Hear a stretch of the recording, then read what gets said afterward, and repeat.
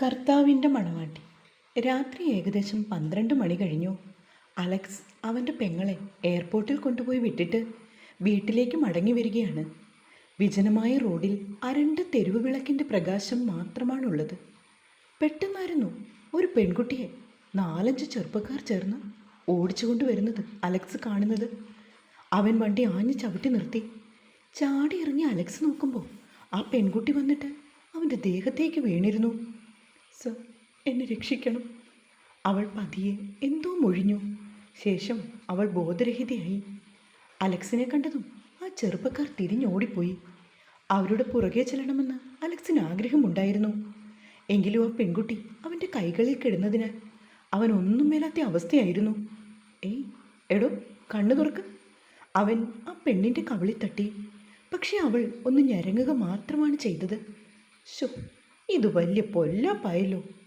പറഞ്ഞുകൊണ്ട് അലക്സ് അവളെ എടുത്ത് കാറിൻ്റെ പിൻസീറ്റിൽ കിടത്തി. മിനറൽ വാട്ടറിൻ്റെ ബോട്ടിലെടുത്ത് ഇത്തിരി അവളുടെ മുഖത്തേക്ക് കുടഞ്ഞു. എന്നിട്ട് അവളുടെ കവിളിൽ പിടിച്ച് ശക്തമായി ഉലച്ചു. അപ്പോഴേക്കും ആ പെൺകുട്ടി കണ്ണു തുറന്നു. നീ ഏതാ പെണ്ണേ? അവൻ അല്പം പരുഷമായി അവളോട് ചോദിച്ചു. താനൊരു കാറിലാണ് കിടക്കുന്നതെന്ന് അവൾ അപ്പോഴാണ് മനസ്സിലാക്കിയത്. മാറിലെ ഷോൾ ഓടുന്നതിനിടയിൽ എവിടെയോ വേർപെട്ടു പോയിരുന്നു. പെട്ടെന്ന് അവൾ ചാടി എഴുന്നേറ്റു. ഇരു കൈകളും മാറിന് കുറുകെ പിണച്ചു. എന്നിട്ട് കരയുവാൻ തുടങ്ങി. ഡോ, തൻ്റെ വീടെവിടാ? എവിടേക്കാണ് പോവേണ്ടത്? പറഞ്ഞാൽ മതി, ഞാനവിടെ എത്തിക്കാം. എനിക്ക് പോകാനൊരിടമില്ല സാറേ. ഒരു വീട്ടിലെ വേലക്കാരിയായിട്ട് കഴിയുമായിരുന്നു. അവിടുത്തെ പയ്യൻ എന്നോട് മോശമായി പെരുമാറി. അവൻ്റെ കൂട്ടുകാരിയുമായി വന്ന് വാതിലിൽ മുട്ടി വിളിച്ചു. അവിടുത്തെ മുതലാളിയും കൊച്ചമ്മയും ഒരു കല്യാണത്തിന് പോയതാ. വാതിൽ തുറക്കാതിരുന്നപ്പോൾ അവരത് വെട്ടിപ്പൊളിക്കാൻ തുടങ്ങി. പിന്നീട് ഞാൻ പിറകുവശത്തൂടെ ഇറങ്ങി ഓടിയതാണ്. അവരെൻ്റെ പിന്നാലെ വന്നു. ഏത് വീട്ടിലാണ് നീ വേലക്കാരിയായി നിന്നത്? മംഗലത്തെ മാധവൻ തമ്പിയുടെ വീട്ടിൽ. അവൾ പറയുന്ന കേട്ടതും അലക്സിന് ആളെ പിടികിട്ടി. നിന്റെ പേരെന്താണ്? നിത്യ. നിനക്ക് സ്വന്തമായി വീടും വീട്ടുകാരും ഒന്നുമില്ലേ? അച്ഛൻ ചെറുപ്പത്തിലേ മരിച്ചുപോയി. അമ്മയും ഞാനും കൂടിയായിരുന്നു താമസിച്ചത്. എൻ്റെ നാട് കട്ടപ്പനയിലാണ്. അവിടെയുള്ള ഒരു മഠത്തിലായിരുന്നു ഞാനും അമ്മയും ഞാൻ ഡിഗ്രി വരെ പഠിച്ചു. അതിനുശേഷം ഒരു ജോലി അന്വേഷിച്ച് വന്നതാണ്. ഒരു ഏജൻസി വഴിയാണ് വന്നത്. അവരെന്നോട് പറഞ്ഞു ഒരു കമ്പനിയിലേക്കാണ് ജോലിക്ക് വരുന്നതെന്ന്.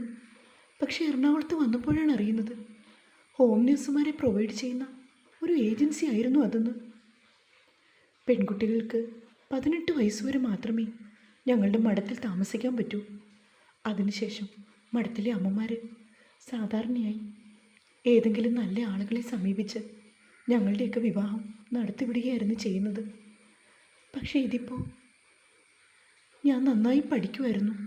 അതുകൊണ്ട് പഠിച്ച് സ്വന്തമായി ഒരു ജോലിയൊക്കെ ലഭിച്ചിട്ട് എൻ്റെ വിവാഹം മതിയെന്ന് അവിടുത്തെ സിസ്റ്ററോട് ഞാൻ പറഞ്ഞു.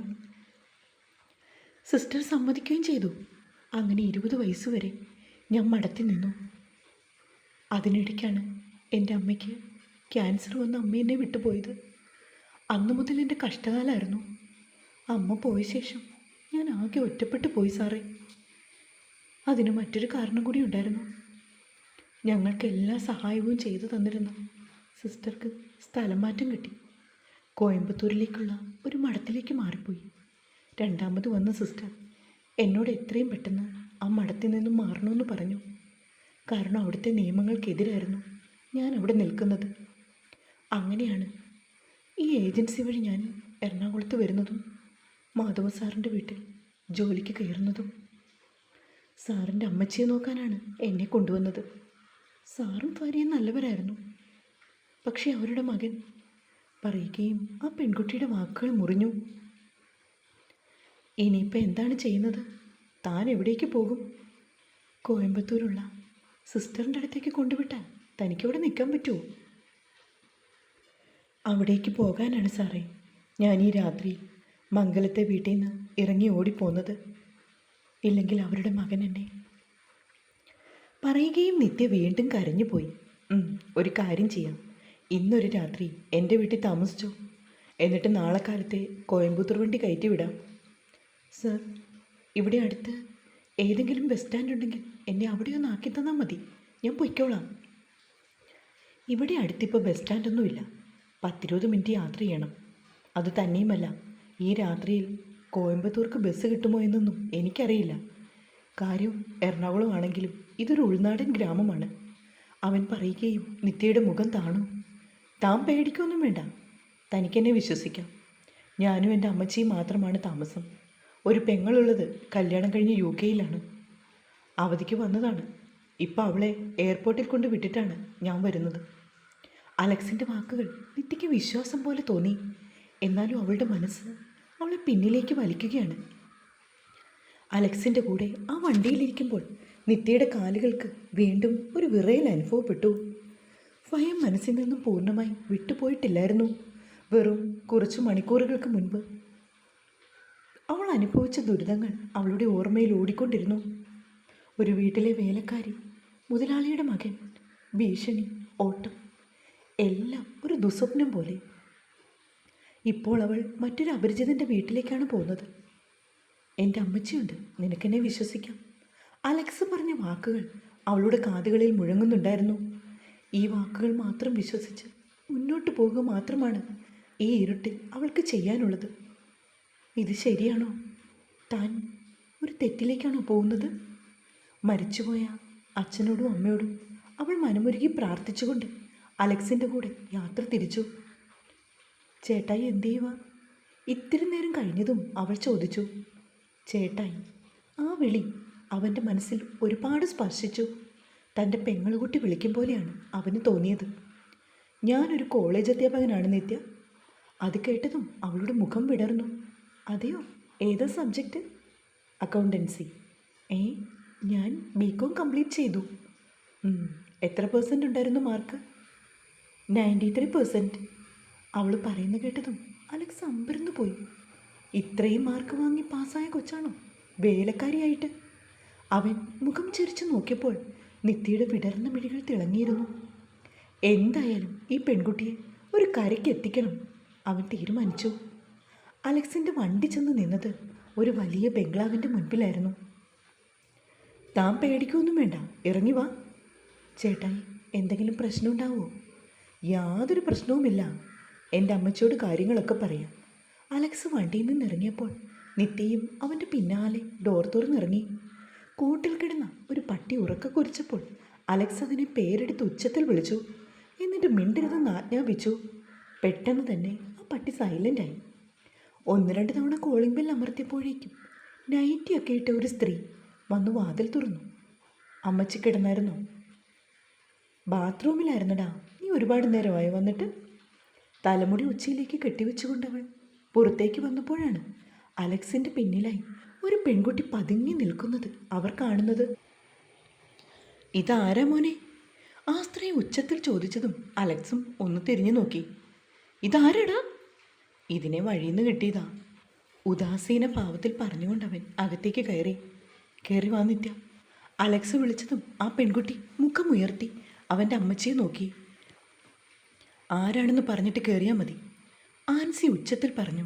അമ്മച്ചി, അവളെ അകത്തോട്ട് കയറ്റിക്കേ, ഞാനെല്ലാം പറയാം. അലക്സ് പറയുന്നത് കേട്ട് ആൻസി നിത്യയോട് അകത്തേക്ക് വരാൻ പറഞ്ഞു. അവൾ പേടിച്ചു വിറച്ചാണ് കയറി വന്നത്. നിത്യ, താനിവിടെ ഇരിക്കുക. അലക്സ് ഒരു സെറ്റിയിലേക്ക് വിരൽ ചൂണ്ടി. തൻ്റെ ബാഗും കെട്ടിപ്പിടിച്ച് അവൾ സെറ്റിയിലിരുന്നു. അമ്മച്ചി, നമ്മുടെ മംഗലത്തെ മാധവൻ തമ്പിയുടെ വീട്ടിലെ വേലക്കാരിയാണ് ഈ കുട്ടി. അവൻ പറയുന്ന കേട്ട് വിശ്വാസം വരാതെ ആൻസി അവളുടെ മുഖത്തേക്ക് വീണ്ടും നോക്കി. വേലക്കാരി? കണ്ടാലേതോ നല്ല കുടുംബത്തിലെ പെൺകൊച്ചാണെന്നേ പറയൂ. ഇതിപ്പോൾ വേലക്കാരിയെന്ന്? എന്നാൽ അതിനുശേഷം നടന്ന കാര്യങ്ങളൊന്നൊന്നായി അലക്സ് അവൻ്റെ അമ്മയെ പറഞ്ഞു കേൾപ്പിച്ചു. എല്ലാം കേട്ട് തരിച്ചു നിൽക്കുകയാണ് ആൻസി. എൻ്റെ ഈശോയെ, നേരാണോ ഇതെല്ലാം? അവർ ചോദിച്ചതും നിത്യയിരുന്ന് കരഞ്ഞു. വിഷമിക്കണ്ട മോളെ, കർത്താവ് നിന്നെ രക്ഷപ്പെടുത്തി, അതോർത്താൽ മതി. അവർ അവൾക്ക് കുടിക്കാൻ വേണ്ടി ചായ ഇട്ടുകൊണ്ട് വന്ന് കൊടുത്തു. ചൂട് പോലും വകവയ്ക്കാതെ അവൾ പെട്ടെന്ന് തന്നെയാണ് ആ കാപ്പി കുടിച്ച് തീർത്തത്. കഴിക്കാൻ എന്തെങ്കിലും എടുക്കട്ടെ മോളെ? ചോറൊക്കെ ഇരിപ്പുണ്ട്. ഒന്നും വേണ്ട, വല്ലാത്ത ദാഹം. കുറച്ചുകൂടി ചായ തരാം. അവർ അടുക്കളയിലേക്ക് പോയി ചായയും കുറച്ച് ഞാലിപ്പൂവൻ പഴവും ഉണ്ണിയപ്പവും കായ വറുത്തതുമൊക്കെ എടുത്തുകൊണ്ട് വന്നു. നിത്യയെ അവരത് കഴിപ്പിച്ചു. മാധവൻ തമ്പിയുടെ മോൻ ആളുകളുടെ മുമ്പിൽ പുണ്യാളച്ചനാണല്ലോടാ. പക്ഷേ തനി സ്വഭാവം ഇന്നല്ലേ അറിഞ്ഞത്. ആൻസി അലക്സിനോട് പറയുന്നത് നിത്യ കേട്ടു. അമ്മച്ചി, അമ്മച്ചിയുടെ കൂടെ ഇവളെയും കൂടെ കെടുത്ത്. നേരം വെളുപ്പായി, നാളെ എനിക്ക് കോളേജിൽ പോകേണ്ടതാണ്. പക്ഷേ ഈ കുട്ടിയെ കോയമ്പത്തൂരിലേക്ക് കൊണ്ടുവിടാതെ എങ്ങനാ? ലീവ് എടുക്കുമോനെ, ഒറ്റയ്ക്ക് വിടണ്ട. എന്തെങ്കിലും ചെയ്യാം. ആൻസി നിത്യയെ അവരുടെ മുറിയിലേക്ക് കൂട്ടിക്കൊണ്ടുപോയി.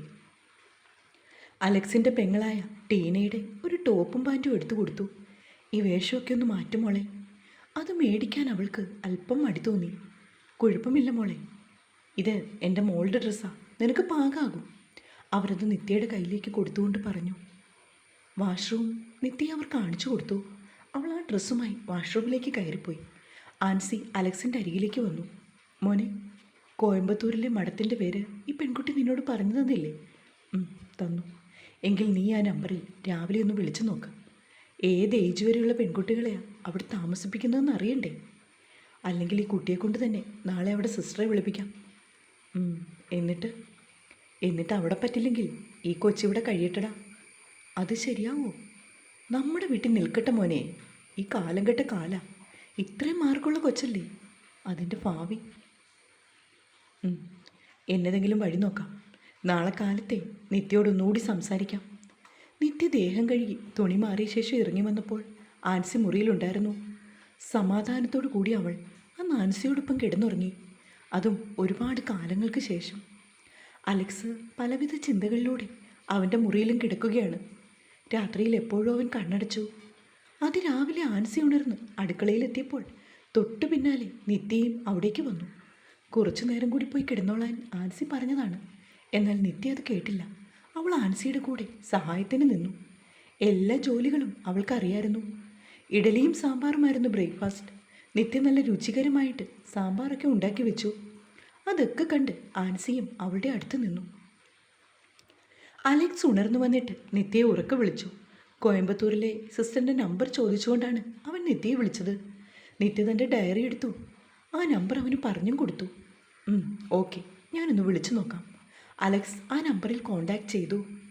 ഈ മഠത്തിൽ സിസ്റ്റേഴ്സ് മാത്രമാണ് ഉള്ളതെന്നും എനിക്ക് യാതൊരു മാർഗവുമില്ലെന്നും വളരെ സങ്കടത്തോടെ സിസ്റ്റർ അലക്സിനോട് പറഞ്ഞു.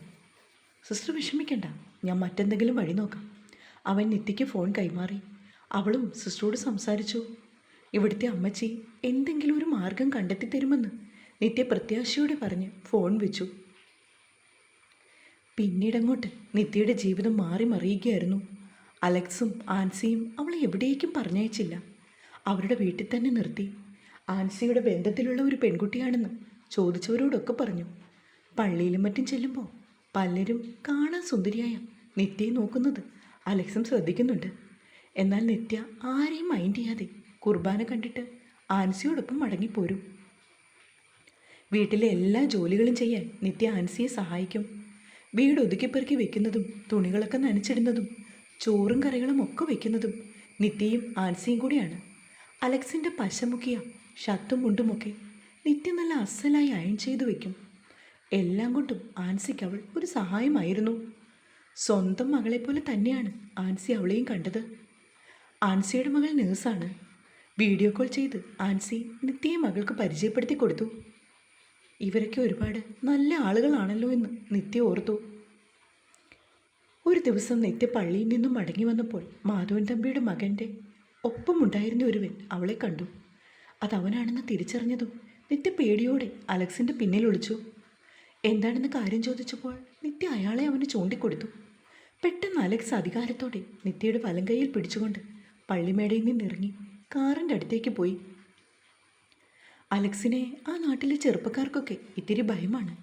കാര്യം അവനൊരു അധ്യാപകനൊക്കെ ആണെങ്കിലും പ്രതികരിക്കേണ്ടടുത്ത് നല്ല ഒന്നാന്തരമായി പ്രതികരിക്കുന്നവനാണ് അലക്സ്. അതാർക്കിട്ടാണെങ്കിലും രണ്ട് പൊട്ടിക്കാൻ പോലും അവന് മടിയില്ലായിരുന്നു. അതുകൊണ്ട് എല്ലാവർക്കും അലക്സിനോട് ഇത്തിരി ഭയം കൂടുതലാണ്. അലക്സിൻ്റെ വീട്ടിലാണ് നിത്യ എന്നുള്ളത് മാധവൻ തമ്പിയുടെ മകൻ്റെ കാതുകളിലെത്തി. അവസരം കാത്തവൻ പതുങ്ങിയിരിക്കുകയാണെന്നുള്ളത് അലക്സ് അറിഞ്ഞിരുന്നില്ല. അങ്ങനെ ഇരിക്കെ മറ്റൊരു സന്തോഷം നിത്യയെ തേടിയെത്തി. അതായത് അലക്സിൻ്റെ കോളേജിലേക്ക് എംകോമിന് നിത്യയ്ക്ക് അവൻ അഡ്മിഷൻ എടുത്തു കൊടുത്തു. അതറിഞ്ഞ നിമിഷം നിത്യ അവൻ്റെ ഇരു കൈകളിലും കൂപ്പി പിടിച്ചുകൊണ്ട് കുറേ സമയം കരഞ്ഞു. നീ വിഷമിക്കൊന്നും വേണ്ട, പഠിച്ചു മിടുക്കിയായി ഒരു ജോലിയൊക്കെ സമ്പാദിക്കണം. അവളോട് ചുമലിൽ തട്ടി അവൻ ആശ്വസിപ്പിച്ചു. അന്ന് രാത്രിയിൽ ചേട്ടായിയെ കണ്ടുമുട്ടിയില്ലായിരുന്നെങ്കിൽ ഞാനിന്ന് ജീവനോടെ കാണില്ലായിരുന്നു എന്ന് പറഞ്ഞവൾ പിന്നെയും വിതുമ്പി. സാരമില്ലെന്നേ, ഈശ്വരൻ എന്നെ അവിടെ എത്തിച്ചില്ലേ, നിന്റെ ഭാഗ്യം, അങ്ങനെ കരുതിയാൽ മതി. നാളെ മുതൽ കോളേജിലേക്ക് പോകാൻ കാലത്തെ റെഡി ആയിക്കോണം. ഞാൻ ഇറങ്ങുന്ന സമയമൊക്കെ നിനക്കറിയാലോ അല്ലേ? അറിയാം. അവൾ തലകുലുക്കി. അങ്ങനെ അടുത്ത ദിവസം മുതൽ നിത്യ അലക്സിനോടൊപ്പം ക്ലാസ്സിൽ പോയി തുടങ്ങി. അലക്സ് ആയിരുന്നു അവളുടെ ക്ലാസ് ടീച്ചർ. നിത്യയും അലക്സും ഒരു വീട്ടിൽ നിന്നാണ് വരുന്നത് എന്നുള്ളത് അവൾ ആരോടും പറഞ്ഞില്ല. കോളേജിലെ കുറച്ച് സീനിയർ പയ്യന്മാരൊക്കെ നിത്യയുടെ പിന്നാലെ വന്നു. അതവൾക്ക് പേടിയായി. അന്ന് വൈകുന്നേരം വീട്ടിലേക്ക് മടങ്ങുമ്പോൾ നിത്യ ഇക്കാര്യം അലക്സിനോട് പറയുകയും ചെയ്തു. ഇനി എന്തെങ്കിലും ശല്യം ഉണ്ടാകുകയാണെങ്കിൽ തന്നെ അറിയിച്ചാൽ മതിയെന്ന് അലക്സ് അവൾക്ക് മറുപടി കൊടുത്തു. അങ്ങനെ 2 വർഷങ്ങൾ പിന്നിട്ടു. തൻ്റെ എംകോം പരീക്ഷ കഴിഞ്ഞ് റിസൾട്ട് വെയിറ്റ് ചെയ്തിരിക്കുവാണ് നിത്യ. ഇതിനോടിടയ്ക്ക് ടീനയും കുടുംബവും ഒരു തവണ കൂടി UK നിന്നും നാട്ടിലെത്തി. പെരുന്നാൾ കുടുംബം വന്നതാണവൾ. തിരിച്ചു പോകുമ്പോൾ അവൾക്ക് മമ്മിയെയും ഒപ്പം കൂട്ടാൻ ആഗ്രഹം. എന്നാൽ നിത്യ തനിച്ചാണെന്നും അത് ശരിയാവില്ലെന്നും ആൻസി പറഞ്ഞു. ടീനയുടെ കുഞ്ഞിനെ നോക്കുവാൻ 3 മാസത്തേക്ക് വരാമോ എന്ന് അവളുടെ ഹസ്ബൻഡ് കൂടി ചോദിച്ചപ്പോൾ ആൻസിക്ക് എതിര് പറയാൻ പറ്റാത്ത അവസ്ഥയായി. നിത്യ ഒരു നല്ല പെൺകുട്ടിയാണെന്നും അലക്സിനെയും നിത്യയെയും നമ്മൾക്കറിയാമല്ലോ എന്നും 3 മാസം കഴിഞ്ഞ് പെട്ടെന്ന് തന്നെ തിരിച്ചു വരാമെന്നും ഒക്കെ പറഞ്ഞ് ടീന മമ്മിയെ കൂട്ടിക്കൊണ്ടുപോയി. ആൻസി പോയതോടെ നിത്യയ്ക്ക് ആദ്യമൊക്കെ വല്ലാത്ത സങ്കടമായിരുന്നു. ഒന്നിനും അവൾക്കൊരു ഉഷാറില്ലായിരുന്നു. ഇത് മനസ്സിലാക്കിയ അലക്സ് അവളോട് കൂടുതൽ മിണ്ടുവാനും തമാശകൾ പറയുവാനും ഒക്കെ തുടങ്ങി. എങ്കിലും ഒരിക്കലും അവൻ അതിർവരമ്പുകൾ ലംഘിച്ചുകൊണ്ട് അവളോട് പെരുമാറിയതുമില്ല. അന്ന് ഒരു വെള്ളിയാഴ്ചയായിരുന്നു. അലക്സ് ഉമ്മറത്ത് പത്രം വായിച്ചുകൊണ്ടിരുന്നപ്പോഴാണ് ഒരു സ്ത്രീ വീട്ടിലേക്ക് വന്നത്. അലക്സിനു വേണ്ടി ഇടയ്ക്കൊക്കെ വിവാഹാലോചനയുമായി വരുന്ന ബ്രോക്കർ സിന്ധു ആയിരുന്നു അത്. അവർ വരുമ്പോഴൊക്കെ ആൻസി കുടിക്കുവാൻ ചായ കൊടുക്കുന്നത് നിത്യയും കാണുന്നുണ്ടായിരുന്നു. അതുകൊണ്ട് അന്ന് നിത്യയും അവർക്കായി ഒരു കപ്പ് ചായ കൊണ്ടുവന്ന് കൊടുത്തു. അപ്പോഴാണ് അലക്സ് സിന്ധുവിനോടൊരു കാര്യം പറയുന്നത്. ചേച്ചി, എനിക്കിപ്പോൾ തൽക്കാലം പെണ്ണ് ആലോചിക്കുകയൊന്നും വേണ്ട. ദേ, ഇവക്ക് പറ്റിയ ഏതെങ്കിലും നല്ല ജോലിക്കാരി പയ്യന്മാരുണ്ടോയെന്ന് പറ. അലക്സ് പറയുന്നത് കേട്ട് നിത്യ പകച്ചുകൊണ്ട് അവനെ നോക്കി. ചേച്ചി, എനിക്കിപ്പോൾ തൽക്കാലം പെണ്ണാലോചിക്കുകയൊന്നും വേണ്ട. ദേ, ഇവൾക്ക് പറ്റിയ ഏതെങ്കിലും നല്ല ജോലിക്കാരി പയ്യന്മാരുണ്ടോയെന്ന് പറ. അലക്സ് പറയുന്ന കേട്ടതും നിത്യ പകച്ചുകൊണ്ട് അവനെ നോക്കി. നല്ല പയ്യന്മാരുണ്ടെന്ന് പറഞ്ഞ് ആ സ്ത്രീ അവരുടെ മൊബൈലിൽ കുറേ ഫോട്ടോസ് അലക്സിനെ കാണിക്കാനും തുടങ്ങി. 2-3 പേരെ അലക്സിന് ഇഷ്ടമായി. അതിൽ 2 പേര് ഗവൺമെൻറ് ജോലിക്കാരായിരുന്നു. ഒരാൾ ഫെഡറൽ ബാങ്കിലും ഒരാൾ കോർട്ടിലും ജോലി ചെയ്യുന്നു. ഇത് രണ്ടും കാര്യമായിട്ടൊന്ന് നോക്കണമെന്ന് അലക്സ് അവരോട് പറഞ്ഞു. സിന്ധു അപ്പോൾ തന്നെ ആ പയ്യന്മാരുടെ വീട്ടുകാരെ വിളിച്ച് അലക്സുമായി സംസാരിച്ചു. കുറച്ച് സമയം കഴിഞ്ഞ് സിന്ധു മടങ്ങിപ്പോയപ്പോൾ അലക്സ് അകത്തേക്ക് കയറി വന്നു. നിറഞ്ഞ മിഴികളോടെ നിൽക്കുന്ന നിത്യയാണ് അവൻ അവിടെ കണ്ടത്. പെട്ടെന്ന് അവനൊന്നും മനസ്സിലായില്ല. നിത്യ, എന്തു പറ്റി? നിന്റെ മുഖം എന്താ വല്ലാണ്ടിരിക്കുന്നത്? ചോദിച്ച് തീരും മുൻപേ അവനെ ഇറുക്കി പുണർന്ന് പൊട്ടിക്കരയുകയായിരുന്നു. എനിക്ക് മറ്റാരെയും വിവാഹം കഴിക്കണ്ട, എനിക്കത് ഇഷ്ടമല്ല, ഞാനിവിടുന്ന് പോകില്ല എന്നൊക്കെ അവൾ അവനോട് പുലമ്പി. നിത്യ, എടോ, താൻ എന്തു പറ്റി? എന്താ ഇങ്ങനെയൊക്കെ പറയുന്നത്? അവളെ പിടിച്ച് കുലുക്കി. മറുപടി പറയാതെ നിത്യ മുഖം താഴ്ത്തി നിന്നു. നിന്റെ മനസ്സിൽ ആരെങ്കിലും ഉണ്ടോ എന്ന് അലക്സ് ചോദിച്ചപ്പോൾ അവൾക്ക് ആളുടെ പേര് പറയാൻ ഭയമായിരുന്നു. എന്നാൽ അലക്സ് ഏറെക്കുറെ ഉറപ്പിച്ചു നിത്യയ്ക്കുള്ളിൻ്റെ ഉള്ളിൽ ആരോടോ ഇഷ്ടമുണ്ടെന്നുള്ളത്. അവൻ വീണ്ടും വീണ്ടും ചോദിച്ചപ്പോൾ നിത്യ അലക്സിനെയാണ് ചൂണ്ടിയത്. മറുപടിയായി അവൻ കരണം തീർത്ത് അവൾക്കിട്ട് അടിച്ചതും നിത്യ പിന്നിലേക്ക് വീണു പോയിരുന്നു. വെട്ടിത്തിരിഞ്ഞ് അലക്സ് പുറത്തേക്ക് ഇറങ്ങിപ്പോയതും അവളുടെ ചങ്ക് പൊട്ടി. ചേട്ടായി, അവൾ ഉറക്കെ വിളിച്ചു. ഡി, നീ ഇങ്ങനൊരാളായിരുന്നു എന്ന് ഞാൻ സ്വപ്നത്തിൽ പോലും കരുതിയില്ല കേട്ടോടി. നിന്നെ പഠിപ്പിച്ച് ഇത്രയൊക്കെ ആക്കി കഴിഞ്ഞപ്പോഴേക്കും നിനക്ക് ഇങ്ങനത്തെ തോന്നലായോടി? നീയാൾ കൊള്ളാലോ. തിരിഞ്ഞു വന്നിട്ട് അവൻ ഉച്ചത്തിൽ പറഞ്ഞു. നിത്യ ഒന്നും പറയാതെ കാൽമുട്ടിൽ മുഖം ചേർത്ത് വിങ്ങിക്കരഞ്ഞു. അലക്സ് ആണെങ്കിൽ പലവിധ ചിന്തകൾ മനസ്സിലിട്ടുകൊണ്ട് സിറ്റൗട്ടിലിരിക്കുകയാണ്. നിത്യയ്ക്ക് തന്നോട് അങ്ങനെ ഒരു തോന്നലുണ്ടാകുവാൻ താൻ എന്തെങ്കിലും കാരണമായോ എന്ന് അവൻ ചിന്തിച്ചു നോക്കി. ഒരിക്കലും തൻ്റെ ഭാഗത്തു നിന്നും മോശം രീതിയിലൊരു നോട്ടം പോലും ആ പെൺകുട്ടിയിലേക്ക് ചെന്നിട്ടില്ല. എന്നിട്ട് അവൾ ഇങ്ങനെയൊക്കെ സംസാരിച്ചല്ലോ എന്ന് ഓർക്കുമ്പോൾ അവന് വല്ലാത്ത നൊമ്പരം തോന്നി.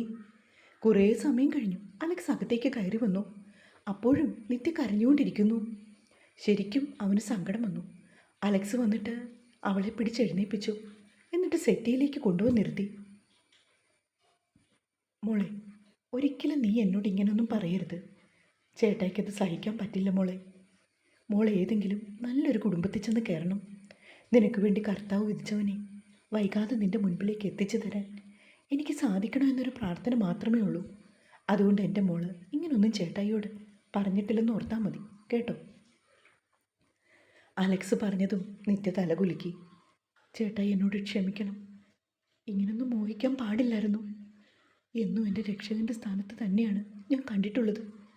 എന്നാൽ ഇപ്പോഴും മനസ്സിൻ്റെ കോണിൽ ചെറിയൊരു ഇഷ്ടം പൊട്ടിമുളയ്ക്കുകയായിരുന്നു. ഒരുപാട് തവണ ഞാൻ എൻ്റെ മനസ്സിനെ പറഞ്ഞു പഠിപ്പിച്ചതാണ് ഒരിക്കലും എൻ്റെ ചേട്ടായിയോട് അങ്ങനെയൊന്നും തോന്നിക്കരുതെന്ന്. പക്ഷേ എനിക്ക് പറ്റിയില്ല. സോറി ചേട്ടായി. സാരല്ല, പോട്ടെ. ഇനി ഇതൊന്നും ഓർത്ത് വിഷമിച്ചിരിക്കണ്ട. അവനെ ആശ്വസിപ്പിച്ചതും നിത്യ തലകുലുക്കി. എല്ലാ ദിവസവും കളിച്ചിരികളോടെ അലക്സിനോട് സംസാരിച്ചുകൊണ്ടിരുന്നവൾ അന്ന് നിശബ്ദയായിരുന്നു. അലക്സ് അത് ശ്രദ്ധിച്ചുവെങ്കിലും കൂടുതലൊന്നും ചോദിക്കുവാൻ അവനും തുനിഞ്ഞില്ല. പിന്നീട് എല്ലാ ദിവസവും നിത്യ ഇങ്ങനെയൊക്കെ തന്നെയാണ്. അലക്സിൻ്റെ കാര്യങ്ങളൊക്കെ അവൾ കൃത്യമായി തന്നെ ചെയ്തു കൊടുത്തു. അവന് ഭക്ഷണം ഉണ്ടാക്കുന്നതും അവൻ്റെ ഡ്രസ്സുകൾ അലക്കി അയൺ ചെയ്തു വയ്ക്കുന്നതും ഒക്കെ നിത്യ തന്നെയാണ്. ഇതിനോടിടയ്ക്ക് ബ്രോക്കർ സിന്ധു അലക്സിനെ വിളിച്ചു. അവന് ചേർന്ന ഒരു പെൺകുട്ടിയുടെ ആലോചന വന്നിട്ടുണ്ട് എന്ന് പറഞ്ഞു. അലക്സിൻ്റെ അടുത്തിരുന്ന് ഭക്ഷണം കഴിക്കുമായിരുന്ന നിത്യയും കേട്ടു സിന്ധുവിൻ്റെ വാചകങ്ങൾ. അലക്സ് നിത്യയെ ഒന്ന് പാളി നോക്കി. യാതൊരു ഭാവഭേദവുമില്ലാതെ നിത്യ ഭക്ഷണം കഴിക്കുകയായിരുന്നു.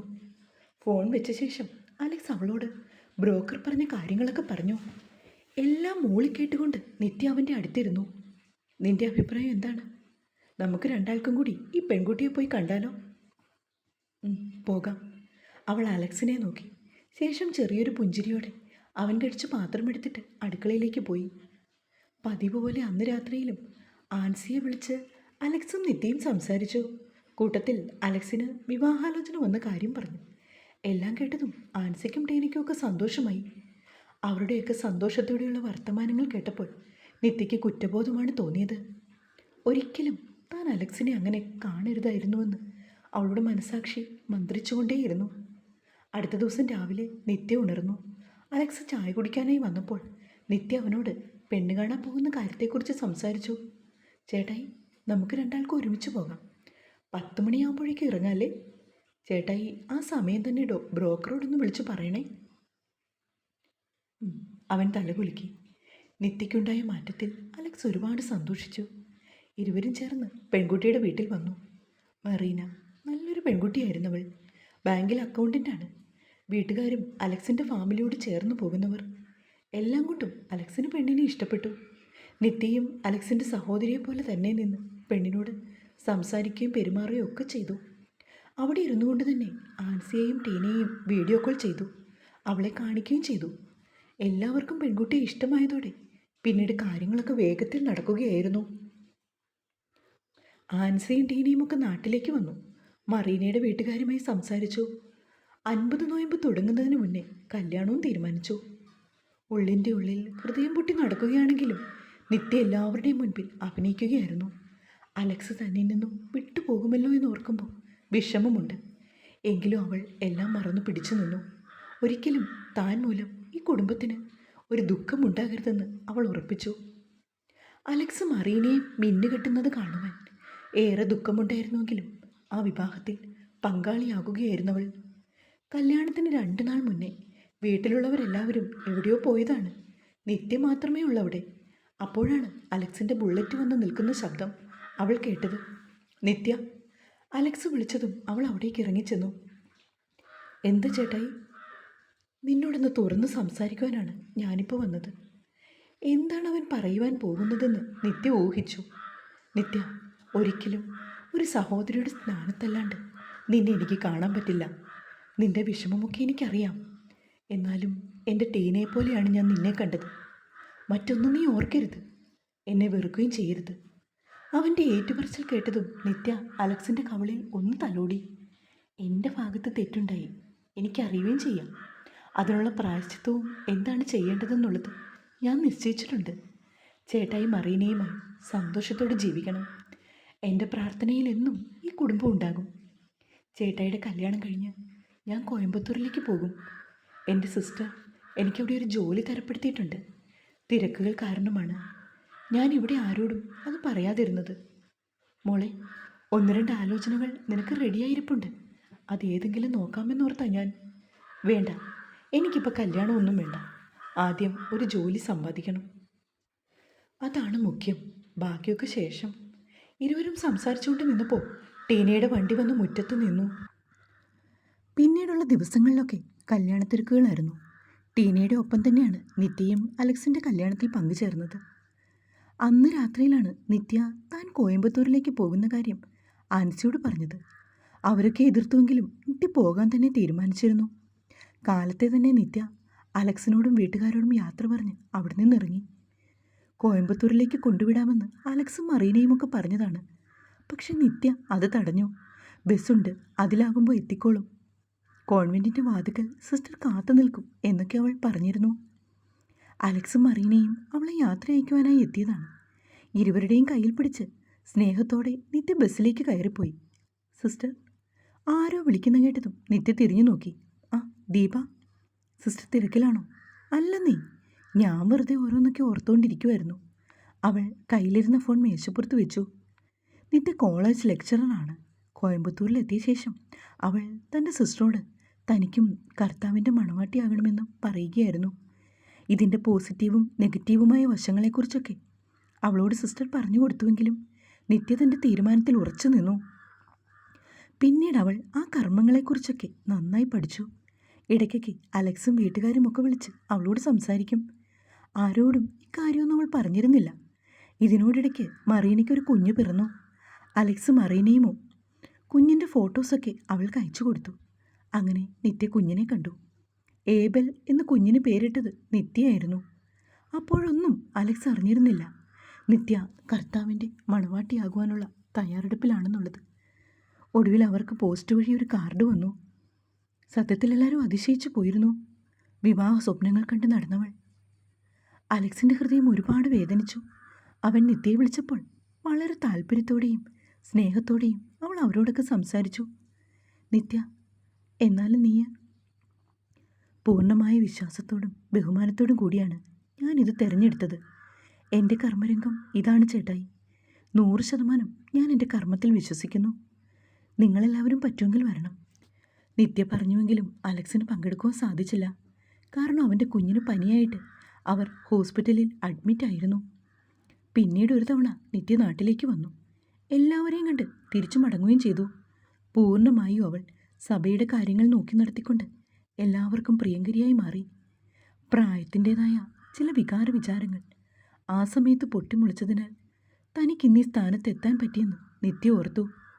പഠനകാലഘട്ടവും അതുപോലെ തന്നെ പിന്നീടുള്ള ഓരോ ചടങ്ങുകളുമൊക്കെ 100% വിശ്വാസത്തോടു കൂടിയും അർപ്പണ മനോഭാവത്തോടു കൂടിയുമാണ് നിത്യ ചെയ്തു തീർത്തത്. ഫോൺ നിർത്താതെ റിങ് ചെയ്യുന്നത് കേട്ടുകൊണ്ടാണ് അലക്സ് എഴുന്നേറ്റത്. പരിചയമില്ലാത്ത ഒരു നമ്പറിൽ നിന്നായിരുന്നു കോൾ വന്നത്. ആരയച്ചായ എന്ന് ചോദിച്ചുകൊണ്ട് മറീനയും എഴുന്നേറ്റു. അവൻ ഫോൺ കാതിലേക്ക് ചേർത്തു. മറുഭാഗത്തു നിന്നും ഒരു സങ്കട വാർത്തയായിരുന്നു അലക്സ് കേട്ടത്. നിത്യ ഹൈദരാബാദിൽ വെച്ചുണ്ടായ ഒരു ആക്സിഡൻറ്റിൽ മരിച്ചുപോയിന്ന്. കോൺവെൻറ്റിൽ നിന്നുമായിരുന്നു കോൾ വന്നത്. നിത്യയുടെ ഫാമിലിയുടെ അഡ്രസ്സും ഫോൺ നമ്പറും കൊടുത്തതിൽ അലക്സിൻ്റെ ഡീറ്റെയിൽസ് ആയിരുന്നു രേഖപ്പെടുത്തി വെച്ചിരുന്നത്. അതിൻ പ്രകാരമുള്ള കോളായിരുന്നു. അലക്സും മറീനയുമൊക്കെ നിത്യയുടെ മരണാനന്തര ചടങ്ങിൽ പങ്കെടുക്കുവാൻ പോയിരുന്നു. പാവം, ഉറങ്ങിക്കിടക്കുകയാണെന്നേ തോന്നുള്ളൂ. അലക്സിൻ്റെ കണ്ണ് നിറഞ്ഞൊഴുകി. ചടങ്ങുകളൊക്കെ കഴിഞ്ഞ ശേഷം തിരികെ വീട്ടിലേക്ക് മടങ്ങുമ്പോൾ അലക്സ് മറീനയോട് ഈ കഥകളെല്ലാം പറഞ്ഞു. എല്ലാം കേട്ടതും അവൾക്കും വിഷമമായി. ഇച്ചായ, ഒന്നും ഓർത്ത് സങ്കടപ്പെടണ്ട. നിത്യയുടെ ജീവിതത്തിൽ ചെയ്തു തീർക്കേണ്ട കാര്യങ്ങളൊക്കെ ഉണ്ടായിരുന്നു. അതെല്ലാം പൂർത്തിയാക്കി നിത്യ ധന്യതയിലേക്ക് മടങ്ങി. കർത്താവിലേക്ക് അവൾ ചേർന്നു. അങ്ങനെ ഓർത്താൽ മതി. ഇച്ചായൻ്റെ മനസ്സിൽ കുറ്റബോധത്തിൻ്റെ യാതൊരു അംശവും വേണ്ട. കാരണം ഇച്ചായൻ ഒരിക്കലും നിത്യയെ ഒരു കൂടപ്പിറപ്പിനെ പോലെ അല്ലാണ്ട് മറ്റൊരു രീതിയിൽ കണ്ടിട്ടില്ല. അതുകൊണ്ട് ഒരിക്കലും ഇച്ചായൻ്റെ മനസ്സ് നീറരുത്. ഇതൊക്കെ ദൈവത്തിൻ്റെ ഓരോ തീരുമാനങ്ങൾ മാത്രമാണെന്ന് കരുതിയാൽ മതി. ശരിക്കും ദൈവമാണ് നമ്മളെയൊക്കെ ഇങ്ങനെ ചലിപ്പിച്ചുകൊണ്ടിരിക്കുന്നത്. നമ്മൾ വെറും പാവകൾ മാത്രമാണെന്ന് ഞാനിടയ്ക്കൊക്കെ ഓർക്കും. ഈ ചെറിയ ജീവിതം കണ്ണ് ചെമ്മി തുറക്കും മുന്നേ തീരും, ശരിയല്ലേ? അലക്സിനെ നോക്കിക്കൊണ്ടവൾ ചോദിച്ചു.